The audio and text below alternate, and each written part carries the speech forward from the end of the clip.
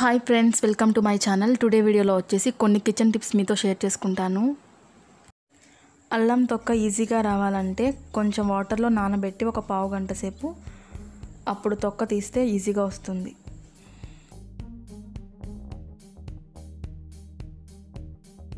కరివేపాకు, కొత్తిమీర ఇలాంటి ఆకుకూరలను ఇలాంటి ప్లాస్టిక్ కంటైనర్లో పెట్టి స్టోర్ చేసుకుంటే కొంచెం ఎక్కువ రోజులు నిల్వ ఉంటుంది ఫ్రిడ్జ్లో.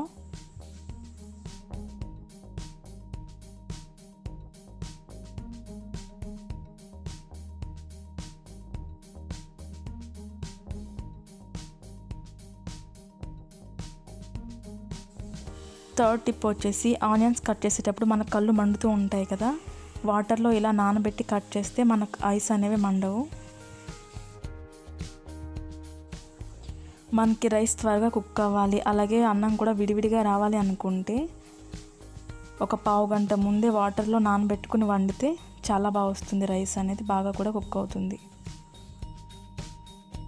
మనం పాలు కాచేటప్పుడు గిన్నె అడుగు భాగంలో పాల మీగడ పేరుకుపోకుండా ఉండాలి అంటే పాలు కాచే ముందు గిన్నెని కొంచెం తడిపి అప్పుడు పాలు కాస్తే గిన్నె అడుగు భాగం అనేది చాలా నీట్గా ఉంటుంది.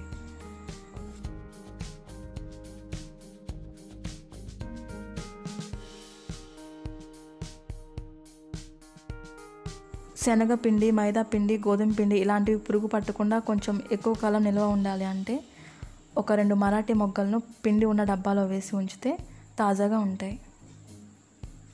పిండి అనేది కొంచెం ఎక్కువ కాలం పాటు ఉంటుంది పురుగు పట్టకుండా. అలాగే మనం కర్రీస్లో వేసుకునే మసాలాను పేస్ట్లా కాకుండా ఒక పౌడర్లా చేసుకుని ఒక డబ్బాలో స్టోర్ చేసుకుంటే మనం కర్రీస్లో యూస్ చేయడానికి చాలా ఈజీగా ఉంటుంది. Thanks for watching friends. Bye.